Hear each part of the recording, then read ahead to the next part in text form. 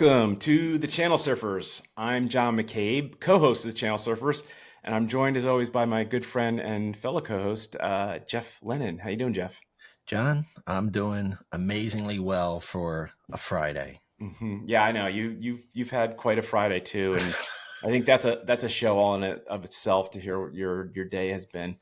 So, Jeff, today we're gonna actually have a senior level sales executive on to kind of help us understand how a chief revenue officer interacts with partnerships and channels. And our guest has a very interesting background. He is currently the CRO of an amazing company called MindMatrix. MindMatrix helps sales organizations with enablement and bridging channel and sales together, and a little bit of PRM added in there. So without further ado, I want to welcome our guest today, Vaughn Mordecai. How you doing, Vaughn? Hey, Vaughn. Yeah, I'm doing good. What's up, fellas? You're in the right motif, man. You got the right action going. Yeah. So my last name is Mordecai. I'm sorry. I've got more DK in my life, but not everyone gets it. So I respond to anything close. Anything close. Got it. So that was good. No, that was good. It's great to be here. Excellent. So Vaughn, for our audience purposes, we actually have had different people on our show who have had different roles in a sales organization, a sales executive, a channel executive, someone from operations, channel operations. We like to have people in the field come on and talk and give their take on their job and how it could help, the people that are listening to our show. And that's the main purpose of our show, is to really kind of help channel and sales executives do their jobs better. So maybe to help our audience a little bit, why don't you give a little background on who you are and what you're doing, and definitely we'll get into your take on channel and partnerships as well. Okay, cool. I lucked into my first VP role when I was 26 years old. I've managed to hang on to it ever since. But every time I walked into a room, they were like, "How old are you? Are you like 14?"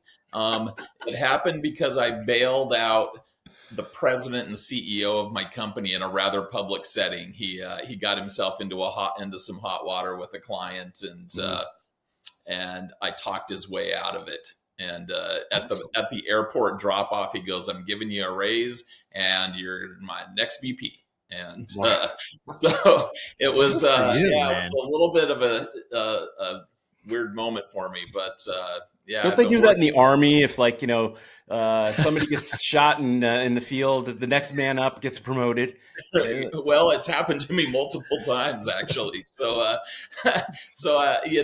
later on in my career, I was in a business as a sales guy, and they sacked the president, and I went to the board and said, "Hey, maybe you should put me in that role. I'm like the only person in the business that's been a VP," and they did. So I did that for a few years, and that's where I started to get my understanding of alliances. We had a whole bunch of alliances. I was helped on a board for a VC company, and we had probably 5 or 6 companies underneath this VC that all had to work together, and I was responsible for some portion of that. And when it was time to exit that business, I literally stumbled into the channel. I got into a company that they hired me because I had a research background and an executive background, and I said, I want to do some research, and they're like, "Have you heard of the channel?" And I'm like, "Well, I have no research." And they hired me, and I quickly found myself with some of the most senior tech executives in the channel, trying to tell them how to run their businesses. So that was pretty eye-opening. I had to learn it fast, but it really it proved as a really great foundation for what I do. And then when they were ready to exit and had a PE exit coming up, they needed to hire a CRO. And so again, I went and said, hey, I've kind of done some of this. You should put me in that role. And they said, well, Okay. about 7 interviews later, went, oh, I guess. Subliminal suggestion Damn. or subliminal messaging, right? Yeah. And so then I stepped into another one here. So it's it's been a nice run, but I find myself always coming back to go to market, running go to market sales and marketing Yep. and partnerships teams over and over and over again, even when I try to escape it. Well, let me ask you a quick question, Jeff. I know you have a question, but let me just Oh, ask go ahead. Vaughn a quick question. Yeah. How do you feel? Like I've interviewed for jobs before, and I know people that work for product. They report to product, but they're a channel person, or they report to marketing and they're a channel person. I think it's a sales role, and it should report to sales. How do you feel about that reporting structure? Well, that's a good question, because I actually think personally that the head of partnerships, your channel chief or whatever your internal name is, probably ought to roll up into the CRO. Yeah, Um, I agree.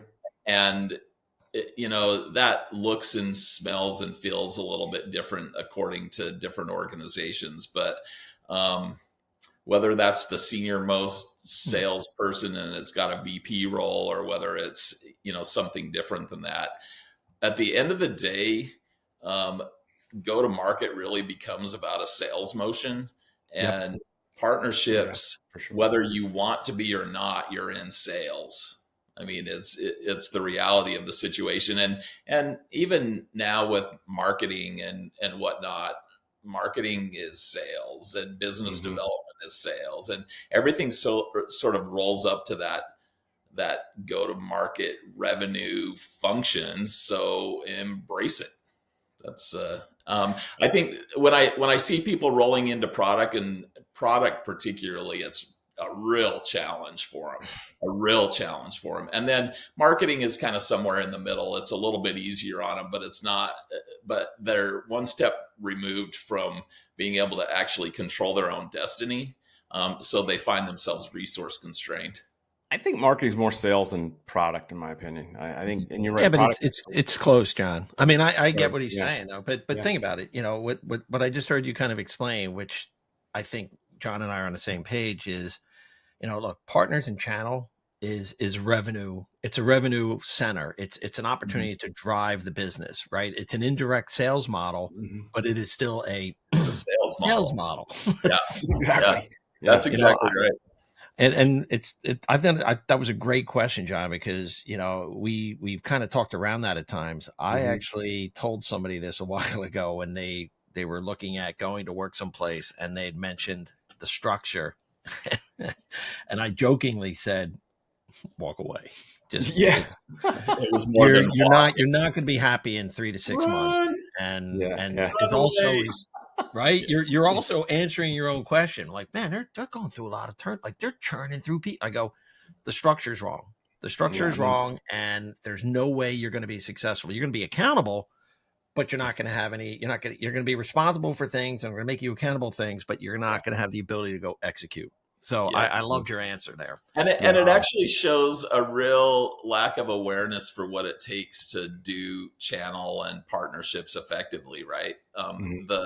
The real challenge there is that there are resources that you need, and if the structure is all wrong, then basically your ability to get the resources you need to actually do the job that you've been hired for is going to be completely out of whack. Yeah, I would agree. And it's interesting. I was actually invited to an executive leadership thing at the Dreamforce event last week, and these guys were all go to market, like some of the experts in go to market. And so we walked into the room. They were presenting all this new stuff that they were doing around AI, and they talked about how it was going to make marketing better, and it was going to make product better, and the sales cycles were all going to be better. And they went, okay, who has questions? And I'm like, I cannot resist. I stood up and I'm like, you didn't even mention partnerships. And they were like, well, I'm like, you're the go-to-market experts, guys. Like, you just mentioned the three of the four pillars and just missed the last one completely. And they went, Joe, and he's over our partnerships. And you got the feeling that it was like the 18-year-old kid in the corner that was the son of the CEO that was responsible for running partnerships in this business. And oh, it's not good. Oh my goodness. Yeah, Right. hold on, say partnerships. Hold on a second. Cooter's out back working on the partnership. Let me call him. I'm That gonna bring him really right felt around. like that. Cooter's gonna come around. He's gonna take care of your Mm. partnership. And that's for one of my friends in Atlanta. My accent there. You know, I saw a lot of people posting about Dreamforce, and they looked a lot like the resale partners that we work with, and you think they'd get the hint there. That's probably how the sponsorship was fed through all those Yeah. partners. But interesting, very interesting. So Vaughn, in that vein, so how would you characterize, right, from your experience? And by the way, just coming back to a couple of your quick comments, what you described, I've been there myself. I think John is, where people were getting shot or things happen, and next thing you know, like, hey, you're now the VP. Like that happened at Fidelis, John. I left. He took over my role. I didn't want the role. I didn't want it. I was like, no, man, I'm digging my thing. I'm happy. I'm doing this. I'm building this. This is great. They're like, we think you'd really be good in this. And anyway, but no. So my question is, how would you define a healthy integrated partner ecosystem? And because I went and I did a little bit of research. I told John, I actually think I sat through, I have to go back and look, but I think it was probably about 4, maybe 5 months ago. I sat through an online YouTube demo or something of MindMatrix. So that, because we were talking, and then I'll let you answer the question, but we were talking about PRM on one of our shows. Okay. And what I found interesting is that which we can get into your product at some point if you want, but it was a combination of PRM, sales enablement kind of stuff. And I thought it was interesting. So when I found out you were coming on, I'm like, that name is familiar. Like, why do I know that? And John, it was the PRM show when I was researching before we kind of talked about different PRMs. But right. So before you answer, Vaughn, just let me tell you, sure. I think the enablement piece being built into your platform is huge. Something I've asked for when I've talked to the PRM vendors that I work with, but I think enablement is critical for any channel program. Yeah. Well, we've never been accused of being not feature rich enough. No. Like if anything, we're on the other end of that spectrum where people are like, "Why you keep building crap into that platform?"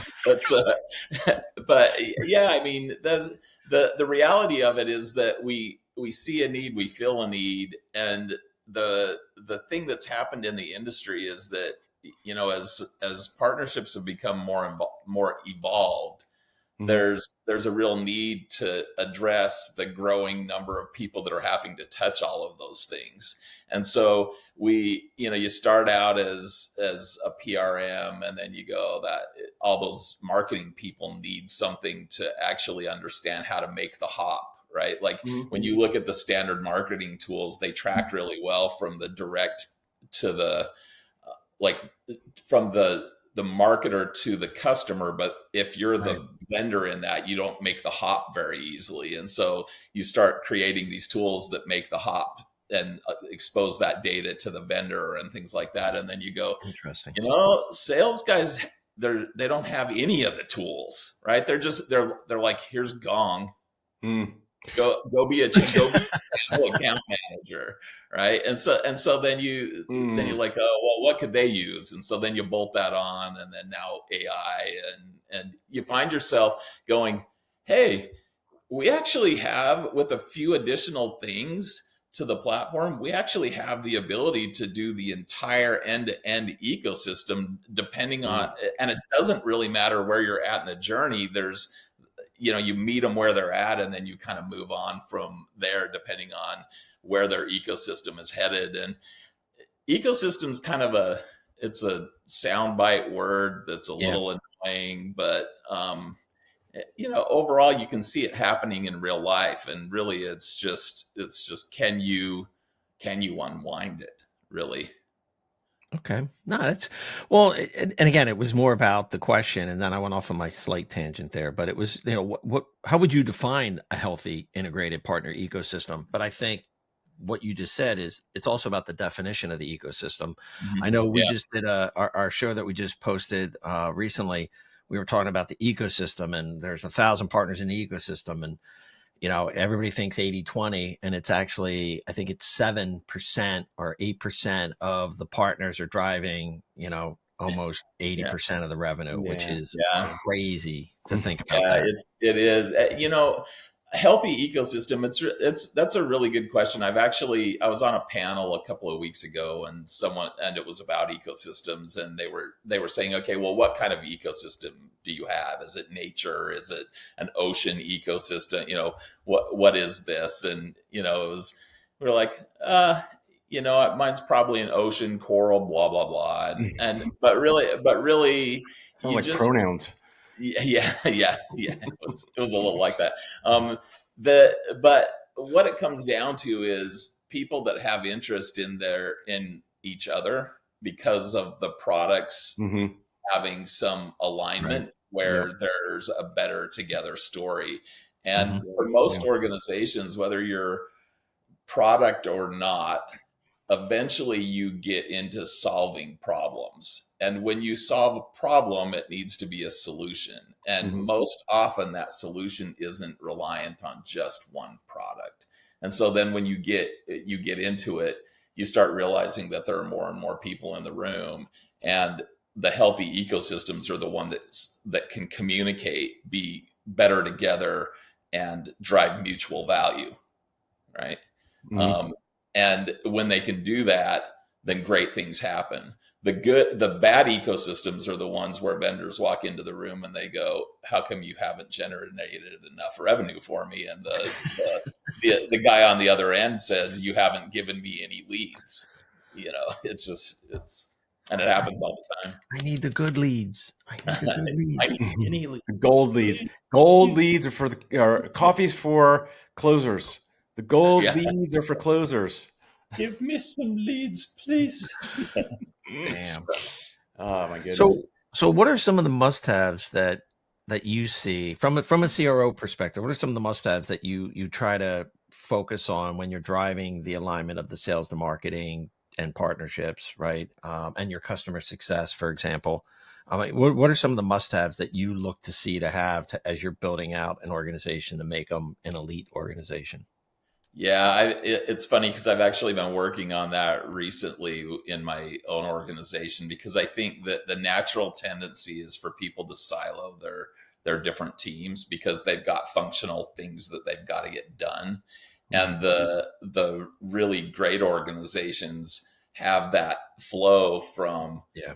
from business development working closely or marketing working closely with business development, and then nurturing, and then over to either a partner motion or a direct sales motion, and then it eventually kind of just trickles down the line. And when those are connected, then the people know what their expectation is all the way through.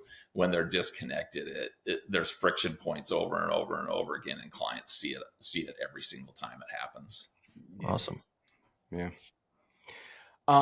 So, in terms of, your company selling to channel executives for the most part, right? So and sales executives, but are you finding that, when you go in to talk to an organization, are they primed to adopt a technology like a MindMatrix, a PRM, or are they unsure? Is it budgeted? Does the company stand behind them? Because in my experience, when I come into a new role, the first thing I want is a PRM, because I think it's lifeblood for the relationship, and it's the way you tie things together. You talk about ecosystem. I mean, that's the way you bridge your ecosystem together, right? So what do you? And I don't want you to tell stories out of school, but and name names, but like, what is the reaction when you're talking to companies? Because I've had to fight that battle, and it's not easy, right, to get that money to do it. Yeah, it really is curious. There's kind of a natural transition that happens in that space. And oftentimes what you see is that someone will go, oh, we need a PRM. Well, how many partners do you have? I don't know, 3, but we need to have a PRM. And there's kind of a tipping point where you go from where you can do it by hand to where you just can't. I mean, for whatever reason, Spreadsheets, right? email. Yeah, and it just doesn't work anymore. And the way that plays out is that they oftentimes will go, well, let's just find someone that can get us leads, or that can do the basics. And so then you go in and you find someone that can do 3 things, and they solve the 2 of the 3 problems that you have immediately, with no real view towards what the horizon looks like if they start to grow and evolve. Yep. And it's a short-term fix. I mean, it might be $5,000 less a year, whatever the number is, right? It might be a little bit less money over the course of the next year or 3 years or 2 years or whatever. But then there's this massive organizational change that has to happen to kind of upskill that to one of the scalable platforms that allow you to just do the things you need to do with a scaled organization. And so, yeah, they struggle to get the funding. So then they go to the easy button instead of the one that actually has the best strategy long term, and that's where the friction point starts to come in. Yeah, When if they would short-sightedness, man. It's true short. I mean, to your point, there's really no strategy. They have a plan, but there's no strategy behind it. Yeah. And I've told people, Jeff, people don't get a PRM. Like I'm with a partner that I'm with a platform. I'm like, no, don't. You've got too many issues. Like get this stuff solved. Hire someone. In that role before you think that that you by yourself is going to solve a PRM issue without anyone to support it, because you're going to get that sucker in there, and then there's not going to be anyone to manage it. Right. You'll be sitting there with, now I've got to run the program, I've got to create, and I'm doing the marketing for all my partners, and I'm creating all of these deals and trying to manage them, and then the platform just falls on its nose and nobody engages with it. And in my roles, I've been kind of like the lone wolf in a lot of roles, but I've also run teams. But in any case, I really try to emphasize to either my partners, well, definitely to my partners, but to the team that works for me, I want partners living in that partner portal, right? I want them to be, every question they need answered has to be in the partner portal, and they have to go there first. Is it a co-branded marketing piece? Is it a how to sell document? Is it deal registration?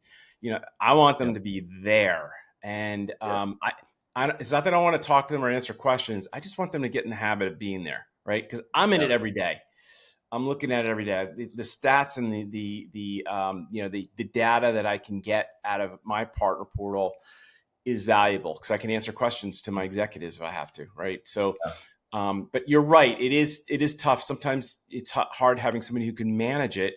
We had a friend of ours on a couple of shows ago who is in channel operations, and I worked with her way back when at FireEye, and I got involved with her because she was implementing InPartner, and I was on the Tiger team because I was on the channel at the time, and I was helping with the implementation and suggestions, and and I didn't really like it, but it was I was a part of it, right? And it gave me a taste because I understood what it took to put one in, right? But I think, and I won't belabor this issue, but I think, in my opinion, people ask me like, John, when do you think it's the right time to get a PRM? And I'm like, the day you take over. Like, you now that is most of the case, because you're stepping in right when you've got 30. Eventually they hit a point where they've got 30 partners and probably 15 of them are transacting, and absolutely the day you walk in. But if you're walking in and your first remit is to set up the program or to find your first 3 partners, don't do that as your first thing. It's you got to have some interaction. But it's also, for me, it's a clearinghouse for the two companies to interact, right? It's a room for us to collaborate and to help grow business. I think it's that valuable to my organizations. Yeah, I like that. I like that view. The one thing I would add to that though is that nobody wants to be in your portal. And so Yeah. that what is next actually is sort of a portalless experience where on the back end via AI and automation and some other things like that, you're running all of the things that you would do in a portal, but they're not having to have that portal experience so that they can actually do it in the flow of their work life. Uh-oh, Jeff's interest are peaked. Ooh. We're big on AI here, Vaughn. We're big on AI. No, I mean, it's you're right. You gotta keep it simple, make it easy to use, and make it repeatable. And we're humans, man. We're like water, man. We're trying to find the path of least resistance, right? Yep. So if you can integrate it into their natural workflow, it's the likelihood of it being successful, I think, goes up dramatically. So and the engagement goes up, which is really the big thing, right? Because if they're engaged, they're going to sell on your behalf. If they're not engaged, they're not. And so if you, like one of the things that we're doing, we created this thing where you can email in your deal registration. And then on the back end, it parses it and it does all this stuff. And that person registering the deal would never even have to log into a portal to register the deal in the first place. But you've got on the back end administratively, you've got all the portal experience to kind of do the approvals and do all the things, the tracking and all the progress. Oh, that's great. I love that. That. I was using a portal. I can't think of the name right now, and they don't even exist anymore. But I was working for a small company. I had very, very limited budget, and they were hungry. But they had this Slack component, and I could get a partner tied into Slack, and they could send me a deal reg through Slack, and it would go in, and I'd have to take it from Slack and move it. But it was actually pretty cool because the whole company saw it, right? It would come in over a common channel, and they're like, "Oh, deal reg just came in," and everybody would sit up and take notice. So that email component is very interesting, though. Yeah, but and so the next thing off of that Slack that we've also done is that you use Slack to register the deal, right? Yeah, and you're not having to actually do it. The AI is just picking it out of Slack, and then I see that. Sorry to cut you off. Yeah. No, I was just gonna say I see that happening. I mean, it's with the agents and the ability to, like, if you have a little bit of skill, you can go into chat and like there's a whole agent thing you can build out. And there's companies that have now spun off where it's like, to your point, I could see all the tools saying, you know what, just give me the data. We're going to take it. We know who you are. We know your company. We know and we're going to do all the parsing. We're going to fill the data. We're going to set up everything. So somebody in your company can see the dashboard, right? They could see the data that it came in, but you just made that whole process for them seamless. Yeah. And then you get into things like asset management. You might still be managing the assets through the portal, but if you're on the receiving end of that as a partner, you might go onto your chatbot that you've been given by the vendor and say, I need that thing, the thing that looks like this. And it would just kind of go, there's your co-branded asset that's related to this thing that you just described. Damn. Interesting. Yeah. So are there any other like AI tools or processes that you're leveraging today that you find value in? Because you're building into your product, but I'm kind of turning the table, like your business going externally. And if you can't, I hate saying that because people are like, well, we really can't talk about that, which is fine. But I'm just kind of curious, are you seeing things that are going to change the way that you even take yourself to market? Yeah, there are a few of them that I'm using right now. The last night I had to do a last minute preparation for a demo that we were doing today, and we were we were a little under the gun on it, and so I used Gamma. Have you ever used Gamma to create presentations? And you set up your branding, and it just vomits it out at you if you have the unstructured text, and that was pretty helpful. But I find myself most often working in Notebook LM. Do you guys use Notebook LM? No. If you not use this, it sits in a privatized instance because it's on your Google, your Google Drive, and it's connected through all of that. But it's like having an AI at the most minute level. So like I'll create a notebook for a client, and then every time I have a conversation with that client, I dump it into the notebook LM. If I've got a recording, I dump it in. I dump in their website. I dump in their Wikipedia. And then when I've got to do things for them, I'll say, "Oh, what was that thing what was our last conversation about?" You know, because I'm old and I don't necessarily have the best memory, but it's able to actually tell me where I'm at, tell me what I'm walking into, what I should be talking about, you know, and that's been really helpful, particularly when you do like proposals and you're writing up SOWs and different things like that. Can you share it right out of there? Can you share like a proposal? Yeah, you can share it. Well, I don't know if you. No, well, I don't know. I've never tried to do it like that because we always use template. You know, like I want my branding to stay intact. And it's not particularly well connected to Gemini, which seems really strange.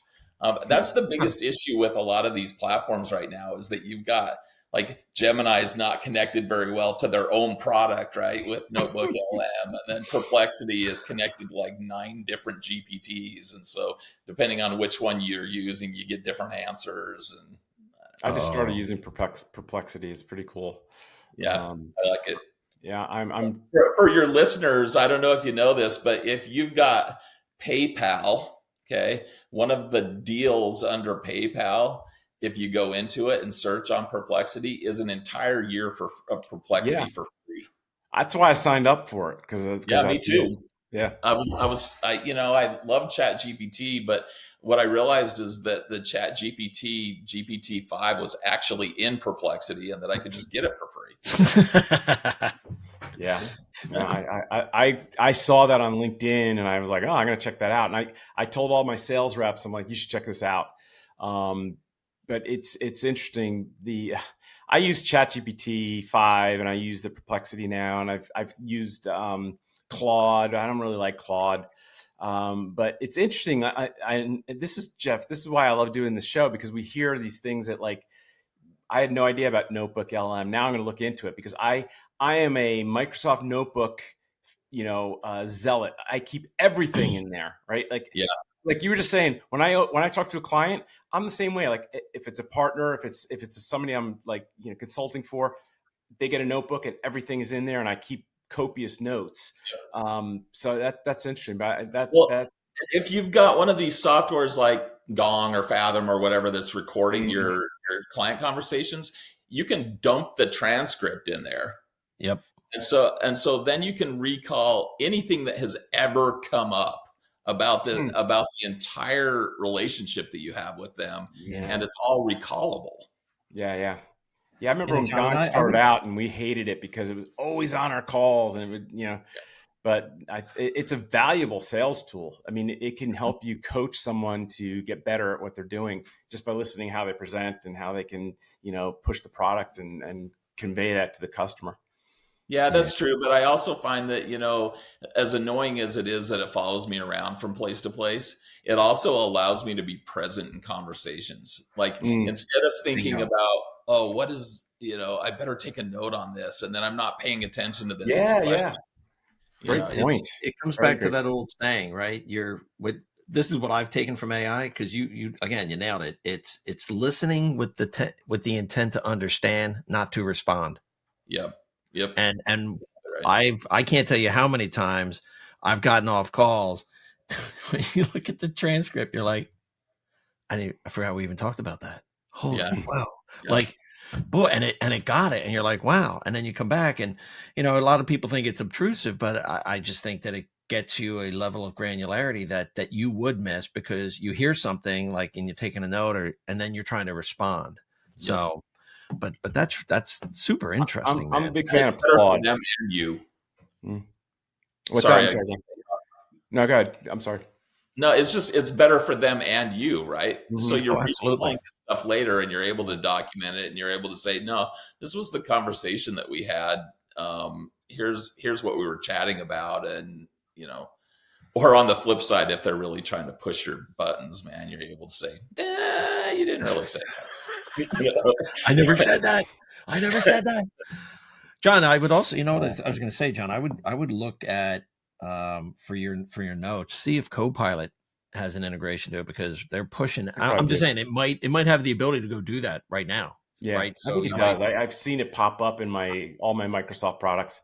I just don't want to make a zealot go down a bad path. Yeah, Oh, maybe Copilot could do that.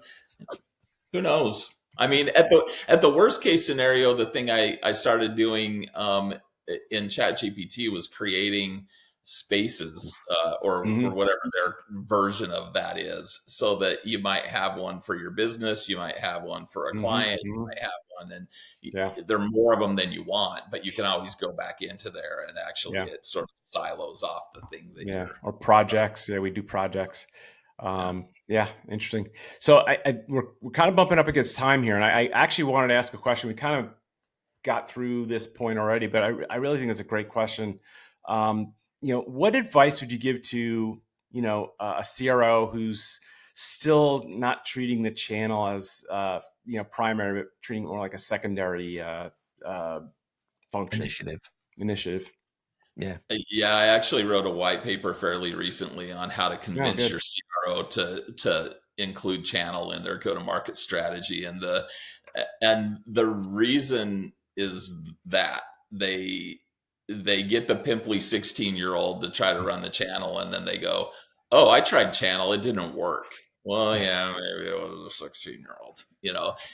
But what they don't Yeah. realize is that it takes 3 years really to get it up and moving in a way that is completely optimized.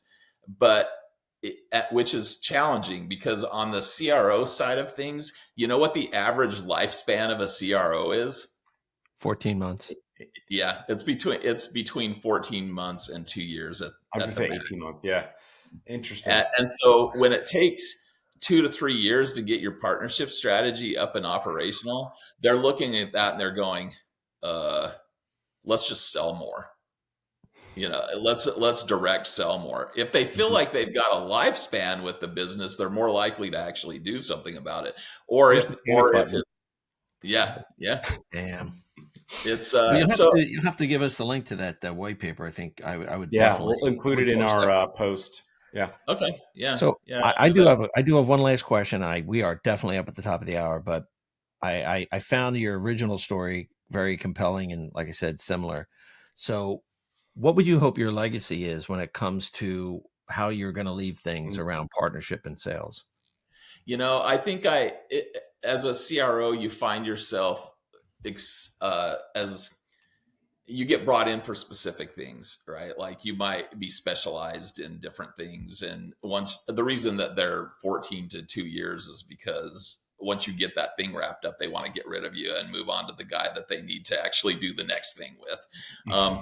My legacy should be around partnerships. I mean, that's mm, the thing I love. I enjoy being in this area. I enjoy these types of conversations. I understand it better than I understand other things, and mhm, I hope that better together continues to grow exponentially from a revenue and sales standpoint, as it looks like it's going to if when people do this correctly. hmm. Gotcha. That is a great answer. I really Awesome. like, really, really good. Well, Vaughn, we really can't thank you enough for joining us today. For our audience, go check out MindMatrix. It's an amazing platform. I would say it's like at the top of the echelon in the PRM and enablement platforms. And again, for me, having enablement built into something that helps you tie everything together in your sales organization is top of the heap for me. I'd pick that over anything. Yeah. But MindMatrix, great product. Check it out. Get a demo. If you're looking at PRM solutions, very wise to look at that one. So, Vaughn, we really appreciate you being here today. And is there anything you want to promote, or is there anything you want the audience to know about? And no, I mean, stick with partnerships. It's real, it's live, and it's gonna drive a lot more revenue than you'd have otherwise. It's incremental, Love it. and faster. So Awesome. Awesome. Well, thank you so Awesome, man. much. Jeff, appreciate you doing this with me again, as always. audience, for your purposes, we are on all of the podcasting services that are out there. We have a website, www.channelsurfers.com. We also post on LinkedIn. Every Tuesday, we release a show, and we have a terrific social media post by our social media director, Jeff Lennon. You could catch us there. Any feedback, questions, comments, or if you want to be a part of the show, or you have someone that you think would be a good guest for us, I'm John at channelsurfers.com, and Jeff is Jeff at channelsurfers.com. That's Jeff. So until the next time, we thank you all for joining, and have a great weekend. Yep. Happy selling, everybody. Yeah, thanks, guys. Yeah. Thank you, Vaughn.